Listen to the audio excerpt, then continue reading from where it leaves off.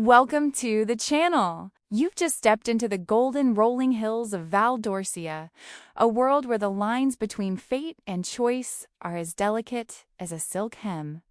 This is the story of Grace, a woman who refused to be a bystander in a world of scripted tragedies. And Phoenix, the man who was meant to disappear but found a reason to stay.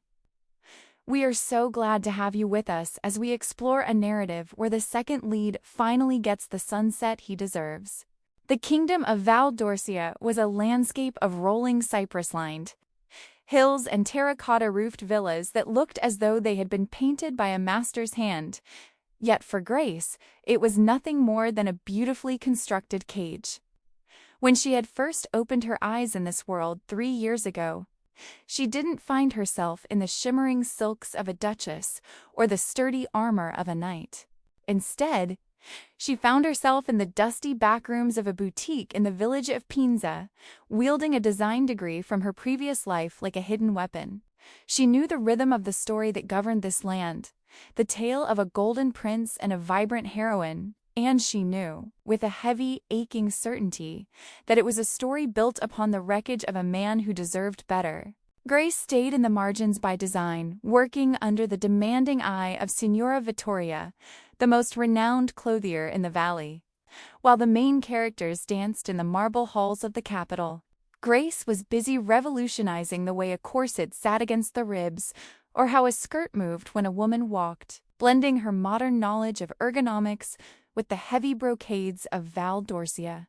She was content to be a ghost, watching the plot unfold through the gossip of the nobility who came to be fitted for their vanity. She was there the day the heroine, a girl named Barbara, arrived with the crown prince Stefano. They were a whirlwind of noise and self-importance, but Grace's eyes were fixed on the man who trailed behind them like a shadow, Phoenix Thorne. In the book, Phoenix was the quintessential second lead, the Duke of the Northern Marshes, whose stoicism was mistaken for coldness. Grace watched him from behind a rack of lace as he stood near the boutique's stone hearth.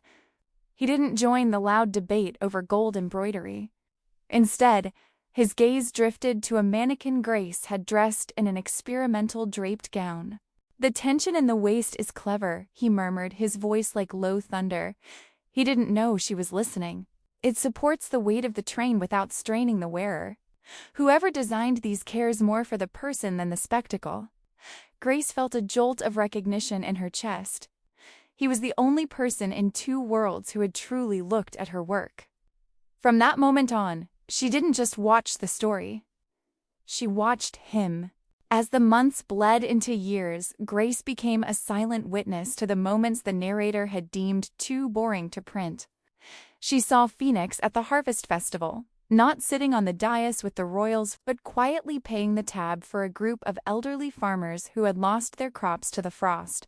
She saw him during the Great Flood, not making speeches from the balcony, but standing waist-deep in the muddy waters of the Orcha River to help a commoner haul a trapped ox to safety.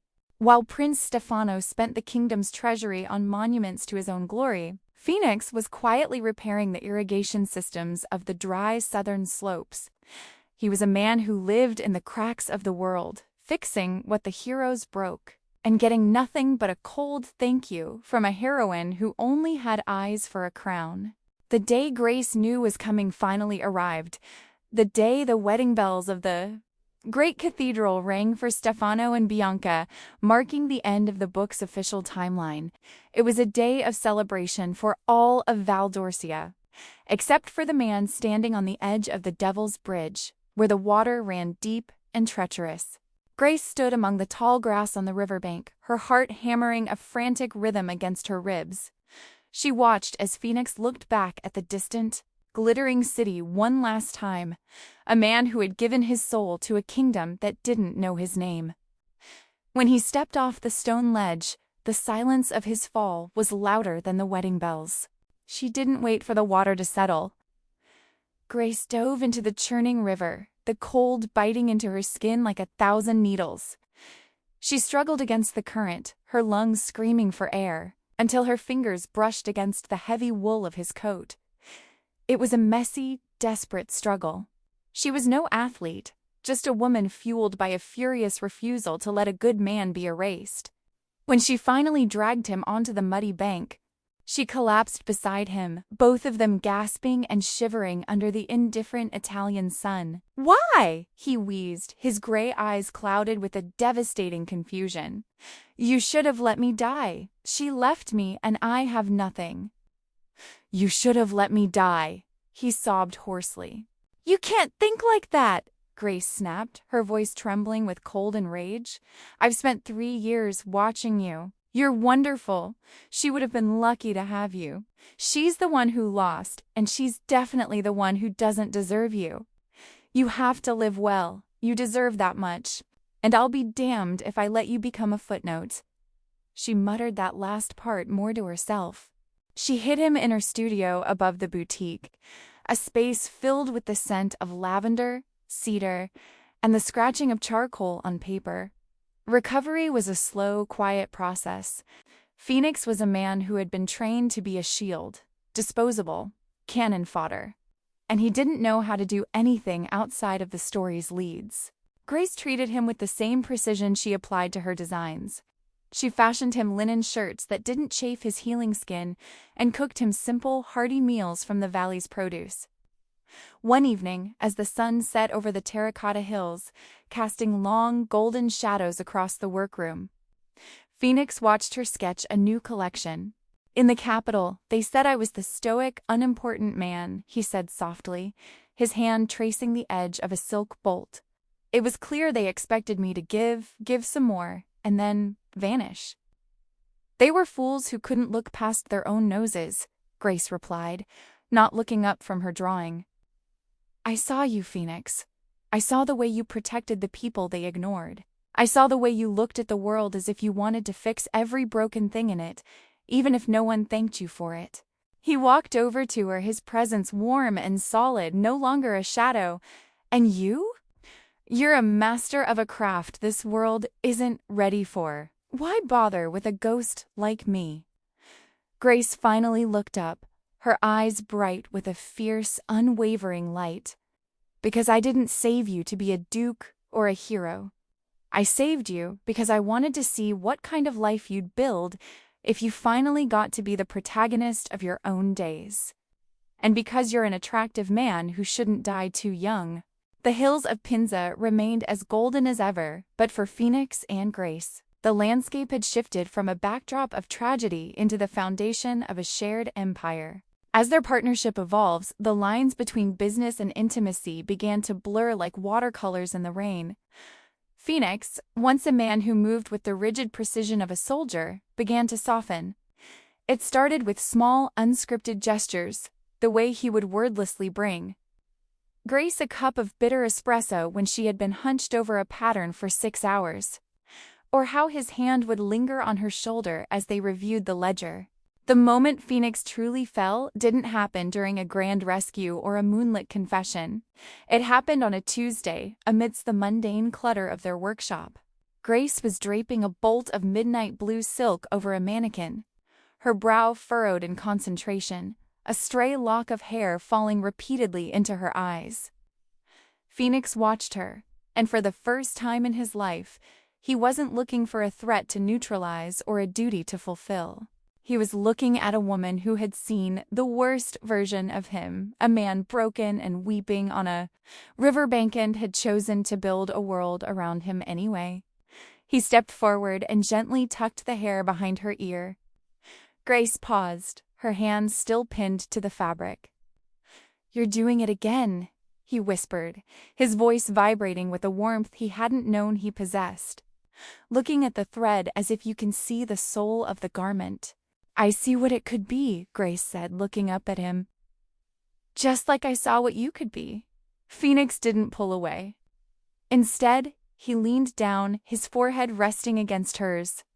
"I used to think my heart was a hollow thing, Grace, something to be traded for the stability of the realm. But you've made it feel heavy, full. I don't know how to be the man I used to be anymore. I only know how to be yours." Their ascent was not powered by royal decree, but by a quiet, irresistible excellence. Under Phoenix's meticulous management, the atelier moved from a small backroom to a sprawling villa on the outskirts of the village. He negotiated with silk merchants with a terrifyingly calm efficiency, while Grace's revolutionary designs, dresses with hidden pockets, breathable linings, and silhouettes that empowered rather than restricted, became the secret obsession of the elite. They amassed a fortune that rivaled the old dukedoms, but they spent it differently. They built schools for the weavers' children and invested in sustainable farming across the valley. They weren't just wealthy, they were indispensable. The realization of their power came on a sweltering afternoon when a heavy, ornate carriage bearing the royal crest pulled up to their gates. Barbara, now the crown princess of Valdorcia, stepped out. She was draped in enough jewels to feed a village, but her eyes were weary, rimmed with the faint redness of someone who spent her nights in a palace that felt more like a mausoleum. Stefano was a king who demanded perfection and offered only cold criticism in return. She entered the atelier expecting the subservience she received everywhere else. Instead, she found a sanctuary of light and laughter. At the center of the room, she saw a man she barely recognized. Phoenix was laughing, a sound Barbara had never heard from him in all the years he had pined for her. He was holding a measuring tape, teasing Grace about her modern insistence on asymmetrical hemlines. When he saw Grace stumble over a roll of velvet, he caught her by the waist with an easy, practiced intimacy, pulling her flush against him and kissing the top of her head. The air left Barbara's lungs. In the palace, Stefano never touched her unless it was for a portrait or a ceremony. Here was the man she had discarded, the man she thought was too boring and too stoic, looking at another woman as if she were the sun itself. Phoenix? Barbara's voice was a fragile thread. Phoenix straightened, his expression cooling into a polite, professional mask, but he did not let go of Grace's hand. Your Highness, welcome to Thorn and Grace. How may we serve you? Barbara looked from Phoenix to Grace, seeing the radiant, unforced confidence in the designer's eyes. She saw the wealth of the room, not just the gold, but the palpable, living love that anchored it. She realized then that while she had won the crown and the hero, she had lost the only man who would have ever truly cherished her. She was trapped in a masterpiece of a life, while they were living the reality. I heard your designs were revolutionary, Barbara managed to say, her gaze falling to their joined hands. They are, Phoenix said, his voice firm and proud, his eyes turning back to Grace with a tenderness that felt like a physical blow to the princess. Because the woman who makes them understands that true beauty isn't a spectacle. It's a choice. Barbara left that day with a dress she didn't want and a hollow ache she couldn't cure. As her carriage rolled away, she watched through the window as Phoenix and Grace walked back into their villa, disappearing into the margins of a story that was finally, gloriously, their own. They were no longer characters in someone else's book. They were the authors of a quiet, beautiful life. In the evenings, they would walk through the cypress groves, and as Phoenix took her hand, Grace knew that the best parts of any story aren't the grand battles or the royal weddings. They are the moments found in the margins, written in the heart of someone who refused to look away. If you enjoyed this journey through the hills of Pienza and the rewritten fate of Phoenix and Grace, don't forget to like this video and subscribe to join our community of story seekers. We'd love to hear your thoughts. In the comments, which second lead from a story do you think deserved a better ending? Thank you for spending your time in the margins with us today. Until the next chapter unfolds, stay creative, stay bold, and goodbye.